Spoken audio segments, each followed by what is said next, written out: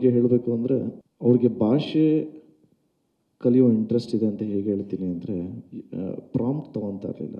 ಎಷ್ಟೇ ಕಷ್ಟ ಆದ್ರೂ ಕಲ್ತ್ಕೊಂಡು ಡೈಲಾಗ್ಸ್ ಹೇಳೋರು. So I am really thank you so much for your effort ಅಂತ ಹೇಳೋದಕ್ಕೆ ಇಷ್ಟಪಡ್ತೀನಿ. ಆ್ಯಂಡ್ ನಮ್ಮ ಕಣ್ಣು ಅಂದರೆ ಸತ್ಯ ಹೆಗಡೆ ಸರ್, ಸಿನಿಮಾನ ಫಸ್ಟ್ ನೋಡಿರೋದೇ ಅವರು. ಸತ್ಯ ಹೆಗಡೆ ಸರ್ ಎಂಥ ಪವರ್ಫುಲ್ ಟೆಕ್ನಿಷಿಯನ್ ಅಂತ ಎಲ್ರಿಗೂ ಗೊತ್ತಿರುತ್ತೆ.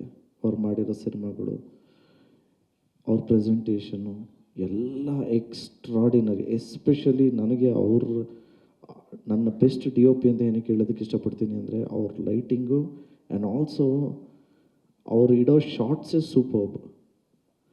ಎಸ್ಪೆಷಲಿ ಒಂಚೂರು ಫೋಕಸ್ ಔಟ್ ಆಗಲ್ಲ. ಫೋಕಸ್ ಪುಲ್ಲರ್ ಬೇರೆ ಇದ್ರೂ ಬಟ್ ಒಂಚೂರು ಫೋಕಸ್ ಔಟ್ ಆಗಲ್ಲ. ಮತ್ತು ಕತೆಗೆ ಬೇಕೋ ಅಷ್ಟು ಮಾತ್ರ ಶೂಟ್ ಮಾಡ್ತಾರೆ.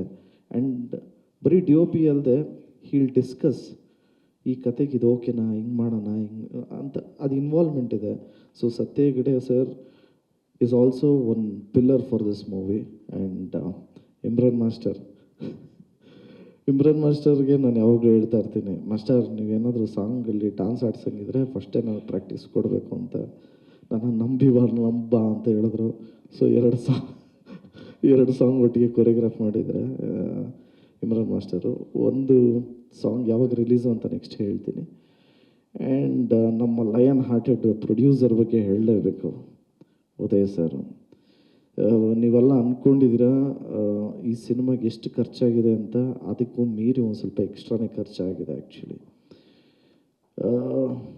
ಯೂಶ್ವಲಿ ಒಬ್ಬ ಹೀರೋ ಮಾರ್ಕೆಟ್ ಒಂದು 10 ರೂಪೀಸ್ ಅಂತ, ಸೊ ಎಕ್ಸಾಂಪಲ್ ಒಂದು 10 ರೂಪಾಯಿ ಇದೆ ಅಂತ ಅಂದ್ಕೊಂಡ್ರೆ, 9.5 ರೂಪೀಸ್ವರೆಗೂ ಇನ್ವೆಸ್ಟ್ ಮಾಡೋರು ಡೆಫಿನೆಟ್ಲಿ ಇರ್ತಾರೆ.